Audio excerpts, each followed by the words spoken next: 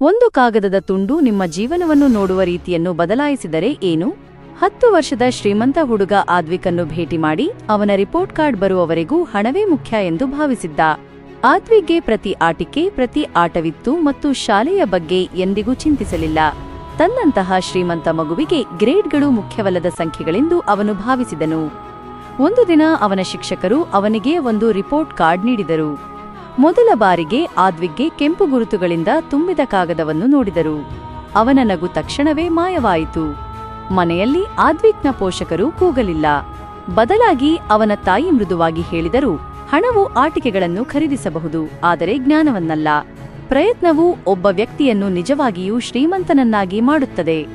ಆದ್ವಿಕ್ ಆಳವಾಗಿ ಯೋಚಿಸಿದನು. ತನ್ನ ಹೆತ್ತವರು ತನ್ನನ್ನು ನಂಬುತ್ತಾರೆಂದು ಅವನು ಅರಿತುಕೊಂಡನು. ಮೊದಲ ಬಾರಿಗೆ ಅವನು ತನ್ನ ಪುಸ್ತಕಗಳನ್ನು ತೆರೆದದ್ದು ಭಯದಿಂದಲ್ಲ, ಆದರೆ ಕಲಿಯಲು ಬಯಸಿದ್ದರಿಂದ. ದಿನಗಳು ವಾರಗಳಾಗಿ ಬದಲಾದವು.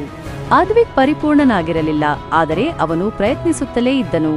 ಅವನು ಓದುವ ಪ್ರತಿಯೊಂದು ಪುಟ ಮತ್ತು ಅವನು ಪರಿಹರಿಸಿದ ಪ್ರತಿಯೊಂದು ಸಮಸ್ಯೆ ಅವನನ್ನು ಬಲಪಡಿಸಿತು.